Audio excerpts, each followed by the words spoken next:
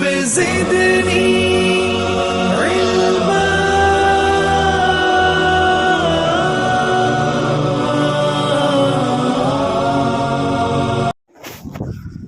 الحمد لله وحده والصلاة والسلام على من لا نبي بعده وعلى آله وأصحابه الذين أوفوا عهده.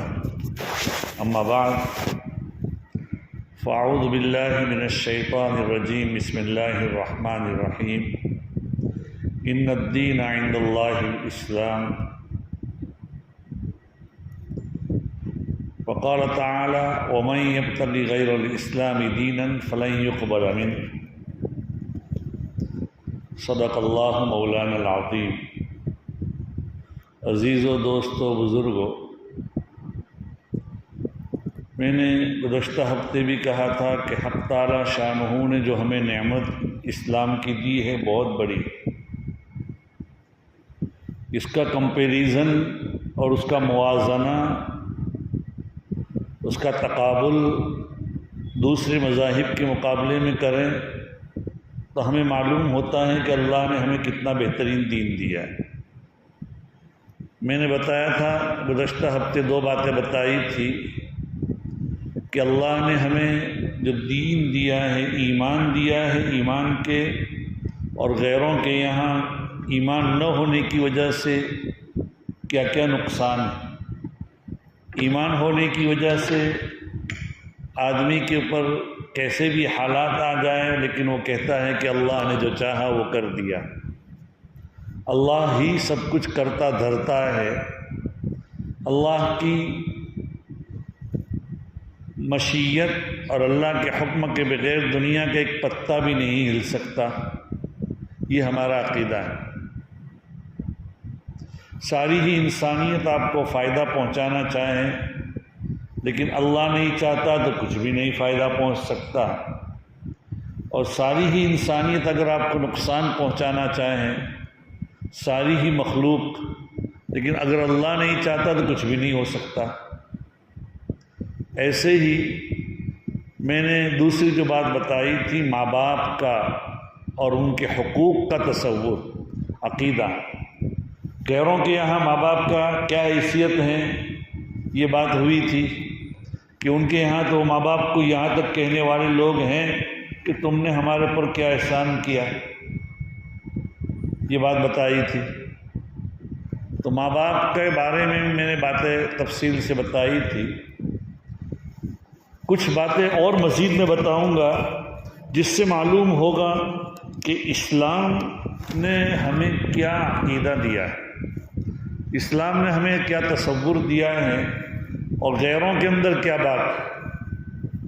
تیسری بات جو بتائی جاتی ہے، مثلا ازدواجی زندگی ہے ہماری، فیملی لائف ہے، بیوی کے ساتھ کا جو رہن سہن ہے، اس کے اندر آپ دیکھیے کہ اسلام کا تصور کیا ہے. اسلام نے ہمیں کیا تعلیم دی، ہمارے اور غیروں میں کیا ہے. مغربی معاشرہ کیا کہتا ہے اس سلسلے میں؟ اسلام کہتا ہے ہن لباس لکم وانتم لباس لہن. عورتیں تمہارا لباس ہیں اور تم ان کا لباس ہو. جیسے ہمارے بدن کے اوپر جو کپڑا ہوتا ہے، اگر اس کے بغیر آدمی رہتا ہے تو وہ ننگا ہو جاتا ہے، اس کے بغیر آدمی رہ ہی نہیں سکتا. اور عورت کے ذریعے مرد کے عیوب ڈھکتے ہیں، چھپے رہتے ہیں. مرد کے حالات اور یہ مرد کی ساری باتیں باہر نہیں آتی، ایسے مرد کے ذریعے عورت کی باہر نہیں آ سکتی. عورت کے لیے مرد اور مرد کے لیے عورت ایک قسم کا لباس ہے. دونوں ایک دوسرے کے ساتھ مل جل کر اور تال میل کے ساتھ زندگی گزارتے ہیں. مغربی معاشرے میں کیا بات ہے، ہمارے یہاں بھی بہت سے مذاہب میں ایسا ہے کہ شادی کرتے ہیں تو شادی کرنے کے بعد الگ تو نہیں ہو سکتے، لیکن اگر کسی کو بیوی پسند نہیں ہے یا کسی کو شوہر پسند نہیں ہے تو کسی نہ کسی ہیلے کے ساتھ بعض مرتبہ اس کا خون ہو جاتا ہے، اس کو مروا دیتے ہیں. وہ عورت کو کسی طریقے سے مار دیتے ہیں، بعض مرتبہ عورت بھی ایسے واقعات آئے دن اخباروں کی زیب و زینت ہوتے ہیں کہ جس میں یہ واقعہ ہوتا ہے کہ فلاں عورت نے اپنے شوہر کو اپنے شناساؤں اور اپنے پہچان والوں کے ذریعے مار دیا۔ آئے دن ایسے واقعات ہوتے رہتے ہیں۔ اسلام تو کیا کہتا ہے بھائی کہ تم ان کی لباس ہو، وہ تمہارا لباس ہے۔ اگر ایک عورت ایک مرد کو اپنی بیوی پسند نہیں ہے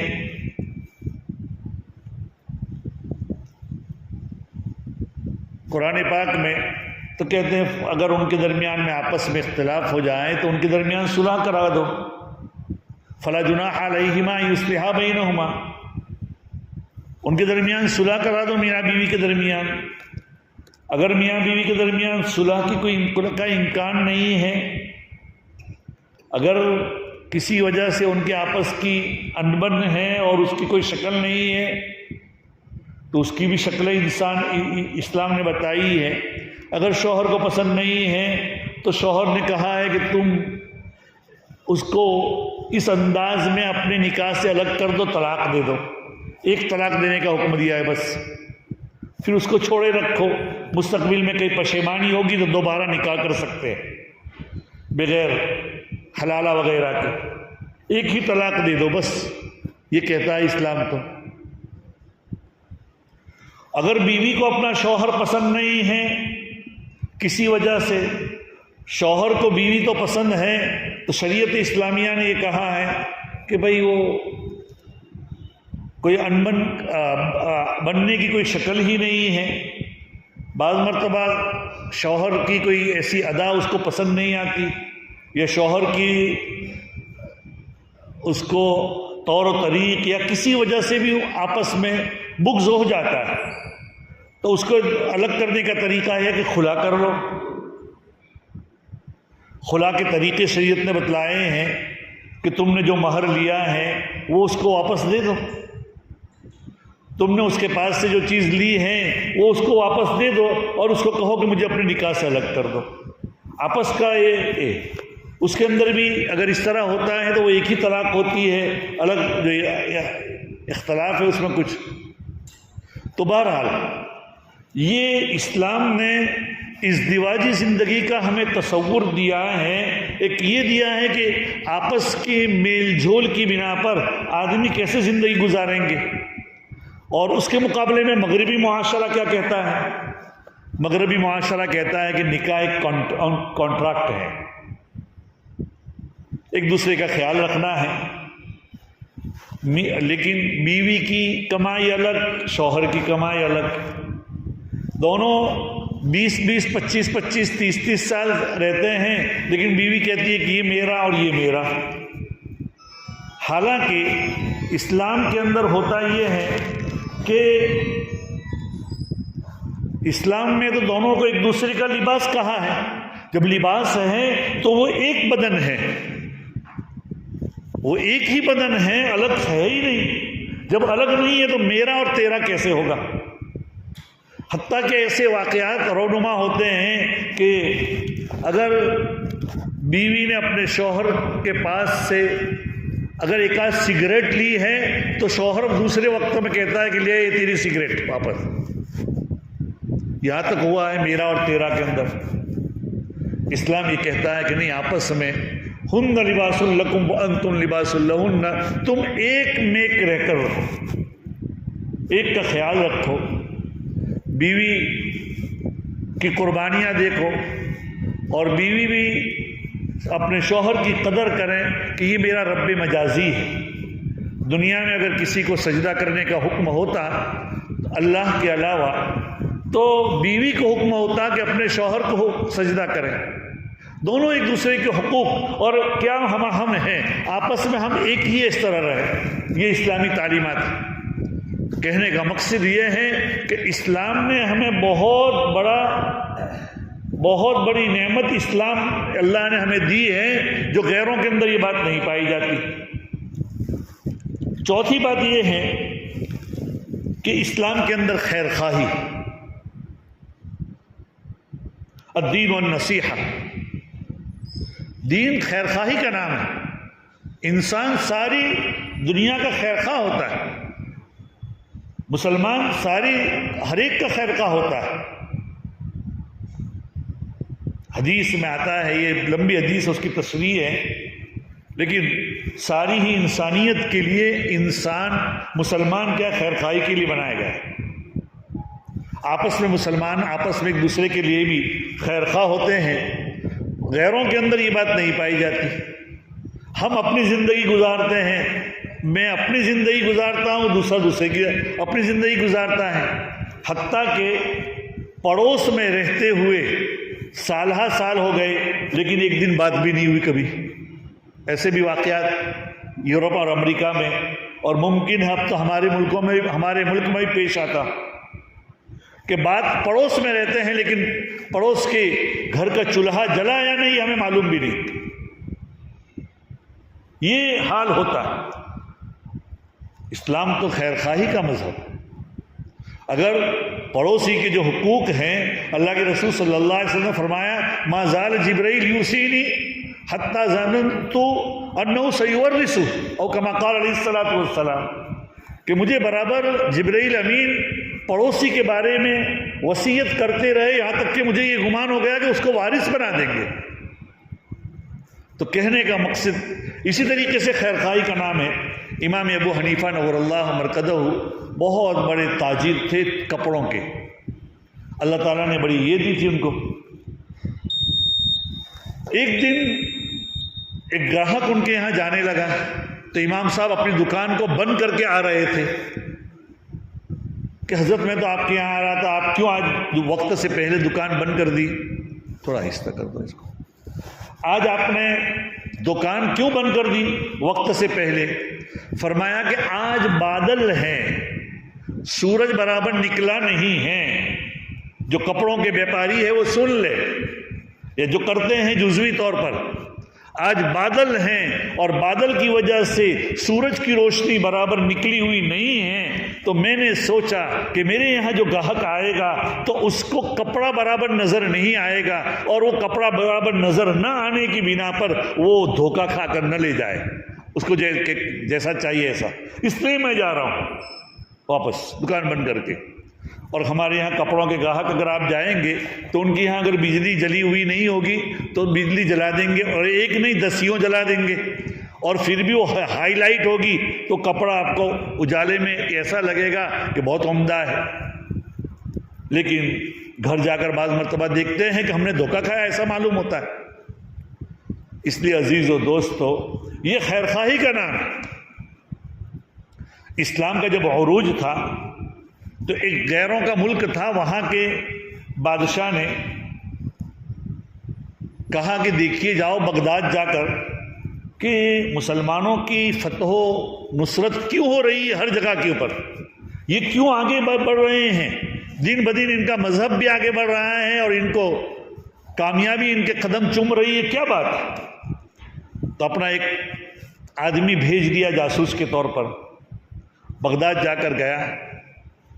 وہاں جانے کے بعد بہت بڑا شہر تھا، ایک ہوٹل جیسا تھا جہاں کھانے کا مل رہا تھا پیسوں کے ذریعے، تو وہ آدمی وہاں کھانے کے لیے گیا، کھا رہا تھا۔ کھانے کے درمیان ایک دوسرا آدمی وہاں آیا، اس آدمی کو بار بار گھور کر دیکھ رہا ہے۔ اس کے بعد وہ تو چلا گیا جو وہاں کا باشندہ تھا اور جو گھور گھور کر دیکھ رہا تھا، وہ جب کاؤنٹر کے اوپر پیسے دینے کے لیے گیا تو پیسے دینے کے لیے گیا تو کہا کہ بھائی تمہارے پیسے ادا ہو چکے ہیں، فلاں آدمی جو تمہارے قریب میں بیٹھا ہوا تھا وہ ادا کر کے چلا گیا ہے۔ کیوں چلا گیا ہے؟ وہ یہ کہتا تھا کہ یہ آدمی جو آپ کے یہاں کھا رہا ہے وہ یہاں کا تو رہنے والا لگتا نہیں ہے، لہذا یہ ہمارے شہر کا مہمان ہے اور میں یہاں اس کے قریب میں تھا، گویا کہ وہ میرا مہمان ہے اور مہمان کی مہمان نوازی ضروری ہے، اس لیے میں اس کا پیسہ دے دوں۔ آگے بڑھتا ہے وہ آدمی، ایک دکان کے اوپر جاتا ہے. یعنی یہ خیر خواہی کس کو کہتے ہیں؟ مطلب یہ چوتھی بات میں جو بتلاتا ہوں، اسلام کے اندر جو خیر خواہی ہے. ایک دکان کے اوپر جاتا ہے، وہاں جانے کے بعد اس نے کوئی چیز خریدنی ہے اس کو، تو وہ خرید کر لاتا ہے اور کہا کہ اس کے پیسے لے لو. وہ تاجر کہتا ہے کہ دیکھیے یہ جو چیز ہے میرے یہاں اس کی قیمت مثلاً 50 روپے ہے، اس زمانے میں جو بھی چلتے ہو، وہ سامنے والی دکان پر بھی 50 روپے میں مل جائے گی، تم وہاں جا کر لے لو، وہاں مل جائے گی. وہ آدمی وہاں گیا، وہاں سے خریدی اور اس کو اتنے میں مل بھی گئی. اس کے اندر ایک داعیہ پیدا ہوا کہ اس نے مجھے اپنی دکان سے اس دکان پر کیوں بھیجا، سامنے والی دکان کے اوپر. تو وہ دوبارہ اس کے پاس خرید کر آیا اور پوچھنے لگا کہ تم نے مجھے، حالانکہ ہم تو گراہک ڈھونڈتے ہیں، آ جاؤ ہمارے یہاں آ جاؤ. آپ جاتے ہیں بڑے بڑے شہروں میں، جب ایک ہی قسم کی دکانیں ہوتی ہیں تو بلاتے ہیں لوگ، وہ مختلف قسم کے حربے اختیار کرتے ہیں بلانے کے لیے. بعض مرتبہ گفٹ رکھی جاتی ہے، بعض مرتبہ کچھ کا کچھ یا کسی بھی طریقے سے گراہک کو بلایا جاتا ہے. تو تم نے مجھے وہاں کیوں بھیجا؟ تو اس دکاندار نے کہا کہ میں صبح سے دیکھ رہا تھا کہ میرے یہاں تو اتنے گراہک آ چکے ہیں کہ میرے بچوں کی آج کے دن کی روزی مجھے مل گئی ہے، اور میں صبح سے دیکھ رہا ہوں کہ میرا وہ ساتھی جو دکاندار ہیں اس کے یہاں گاہک آج آئے ہی نہیں. تو میں نے سوچا کہ اس کے بچوں کے لیے کچھ روزی کا انتظام ہو جائے، تم وہاں چلے جاؤ. یہ اسلام کی تعلیم ہے. اور غیروں کی تعلیم میں نے آپ کو بتائی. آج وہ تعلیمات ہمارے اندر آ رہی ہے کہ اگر ہماری دکان پر ایک گاہک نہیں آتا تو چپکے سے ہم اس کو ملتے ہیں بعد میں کہ بھائی تم ہمارے یہاں نہیں آ رہے ہیں، کیا بات ہے؟ ہم تو اس کو اتنے میں بیچ رہے ہیں، ہم تو اس کو اتنے میں بیچ رہے ہیں فلاں چیز جو آپ نے خریدی. حالانکہ بعض مرتبہ تقابل اور مقابلے کے اندر ایک دوسرے کو توڑ رہے ہوتے ہیں. اور ایسے واقعات ہمارے شہر میں بھی ہوئے ہیں کہ ایک جگہ کے اوپر دکان میں کچھ ملتا ہے، دوسری جگہ اس کو توڑنے کے لیے سستا بیچ رہے ہیں، خود ٹوٹ رہا ہے اس میں، خود نفع. اسلام کی تعلیمات یہ ہے کہ دوسرے کی خیر خواہی کرو گے تو اپنی ہی خیر خواہی ہوگی اور اپنا اللہ تعالیٰ اپنا کاروبار چلا دے گا. تو دین خیر خواہی کا نام. تو غیروں کے اندر اور ہمارے اندر یہ اسلام کی جو نعمت ہے، اگر اندر داعیہ اسلام ہوگا، اگر قلب کے اندر دینداری ہوگی تو آدمی سامنے والے کی خیر خواہی کرے گا. 5ویں چیز ہے، اللہ تعالیٰ نے ہمیں دین اسلام عطا فرمایا ہے، اور دین اسلام میں جو 5ویں چیز ہے وہ سچ کا تصور. سچ بولو. حدیث میں آتا ہے، اللہ کے رسول صلی اللہ علیہ وسلم فرماتے ہیں الصدق ینجی والکذب یہلک. سچ تمہیں نجات دے گا اور جھوٹ تمہیں ہلاک کر دے گا. ہر حال میں سچ بولو. شیخ عبد القادر جیلانی نور اللہ مرقدہ کا واقعہ مشہور ہے کہ والدہ نے کہا تھا بیٹا سچ بولنا. پیسے لے کر جا رہے ہیں علم حاصل کرنے کے لیے، راستے میں ڈاکو ملے ہیں، کہا کہ تمہارے پاس کچھ ہے کیا ہے؟ یہ دے دو. سچ کیوں بولے، چھپایا کیوں نہیں؟ کہا کہ والدہ نے مجھے کہا تھا کہ سچ بولنا، تو میں سچ بول رہا ہوں. ڈاکوؤں کا سردار اس نے توبہ کر لی اور وہ اللہ کا ولی بن گیا.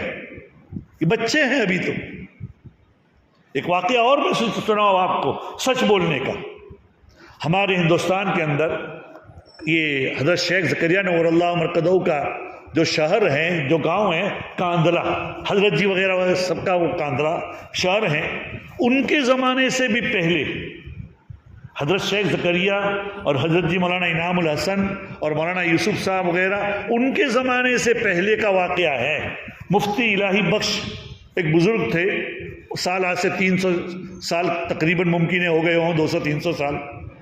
ان کے زمانے میں ایک واقعہ پیش آیا کہ ایک مسلمان کے پاس ایک ہندو کی غیر کی زمین تھی، کسی طرح لی ہوگی.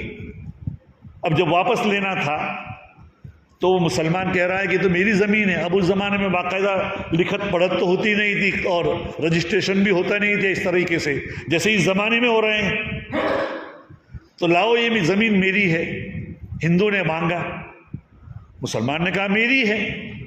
اس سلسلے میں ان کی بہت زیادہ، اب مسلمان نے یہ چال چلی کہ میں یہ زمین میری ہے، اور پورے گاؤں کو اپنے ساتھ لینے کے لیے یہ چال چلی کہ میں یہاں مسجد بنانے والا ہوں. اور وہ اس نے یہ خیال کیا کہ جب یہاں مسجد بنے گی، مسجد بننے والی ہے تو سارے مسلمان میرے ساتھ ہوں گے. اور ہوا بھی ایسا. انگریز کا زمانہ تھا، انگریز جج کے پاس یہ واقعہ گیا، مقدمہ گیا کہ بھئی مسلمانوں کی یہ زمین ہے. اب اس کو پوچھا گیا تو ایک طرف ہندو ہیں، ایک طرف مسلمان ہیں. ہندو کہتے ہیں اس کی زمین ہے، مسلمان کہتے ہیں کہ یہ اس کی زمین ہے. یہ لڑائی ہو رہی ہے ان کے درمیان. جج کوئی فیصلہ نہیں کر رہا تھا، اور جج بڑا سمجھدار تھا. جج نے سوچا کہ میں اگر فیصلہ کر دوں گا تو یہاں انبن ایسی ہو جائے گی کہ صدیوں تک وہ نکلے گی نہیں.